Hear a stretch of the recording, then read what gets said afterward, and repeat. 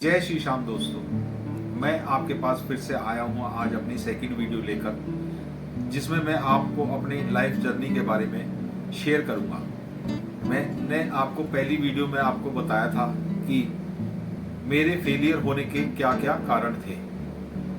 आज मैं उस फेलियर होने के कारणों को एक्सप्लेन करूँगा ताकि आप लोगों में समझ सकें कि कहाँ गलतियाँ हुई हैं, कैसी गलतियाँ हुई। जब मैंने पढ़ाई चालू करी थी उसके बाद मेरा शुरू से मन था कि मैं अपना काम चालू करूं, और हमेशा से शुरू से अपना काम करने की इच्छा थी, लेकिन मेरे पास इतना पैसा नहीं था कि मैं कोई भी काम अपना अच्छी तरीके से चला सकता। इसके लिए मुझे शुरुआत में नौकरी करनी पड़ी। मैंने 3 साल नौकरी करी। उसके बाद मैं फिर 4-5 महीने फिर खाली रहा। फिर उसके बाद मैंने 1.5-2 साल फिर नौकरी करी, लेकिन नौकरी में मेरा मन नहीं लग रहा था, इसलिए फिर मैंने वो नौकरी छोड़ दी। हम लोग लूम के स्पेयर पार्ट्स बनाया करते थे। उन्हीं लूम के स्पेयर पार्ट्सों को मैंने बेचना शुरू कर दिया, सेल करना चालू कर दिया। उसके बाद धीरे धीरे ये हुआ कि मैंने अपने दोस्त जिससे बनवाता था, मैं उनसे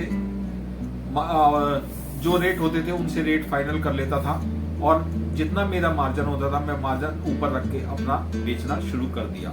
लेकिन मेरे को उसमें भी धीरे धीरे थोड़ी सफलता मिलनी चालू हो गई। उसके बाद मैंने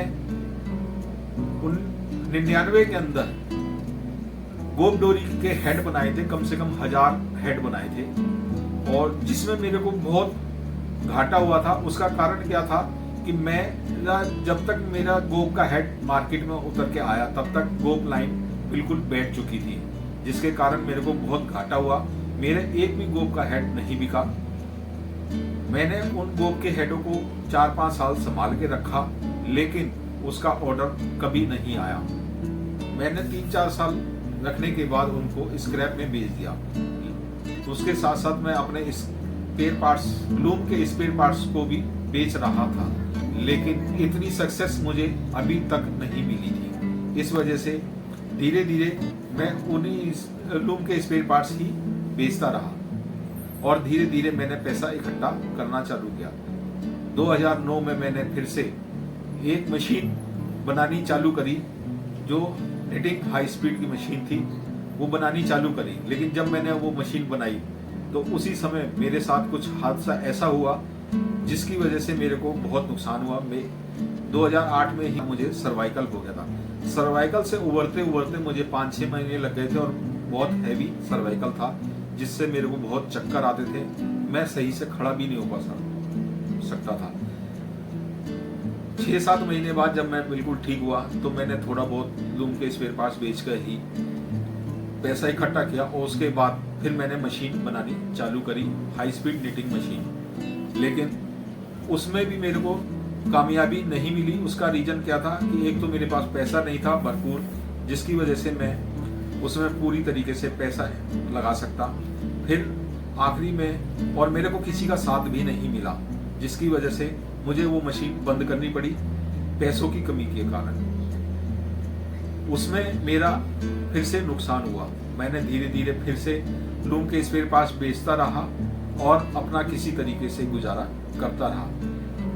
उसके 2-3 साल बाद मेरे पास इतनी दिक्कत होनी चालू हो गई कि मेरा काम धीरे धीरे बिल्कुल बैठना चालू हो गया, और मेरा काम उठ नहीं रहा था। जबकि मेरे साथ के जितने भी मेरे कंपटीटर थे उनका काम बहुत अच्छा चल रहा था, लेकिन मेरा काम किस वजह से नहीं चल रहा मुझे नहीं पता।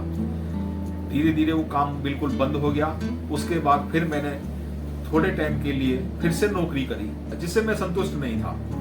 इसलिए मैंने फिर से 2 महीने नौकरी करने के बाद फिर से अपने पार्ट्स में उतरना चालू करा, स्पेयर पार्ट्स बेचने चालू करे।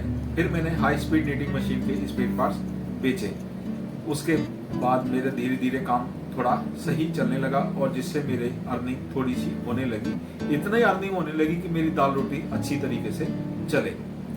धीरे धीरे मैंने निटिंग के स्पेयर पार्ट्स बेचने चालू करे। फिर 1-2 आइटमें और डाली।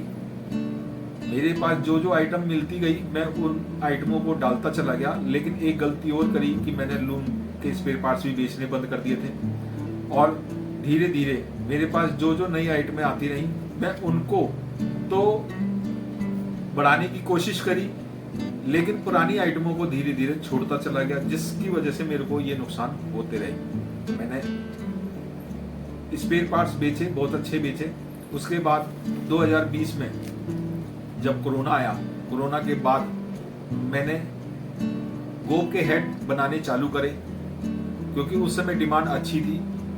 श्याम बाबा की कृपा से मैंने वो गोप के हेड सही समय पे बनाया और मेरे उस समय काफी निकले। 2022 के बाद हेडों की डिमांड आनी कम हो गई, जिसकी वजह से मेरे को सही से मुनाफा नहीं मिल रहा था। और अब धीरे धीरे करके मेरा काम बिल्कुल ना के बराबर हो गया है।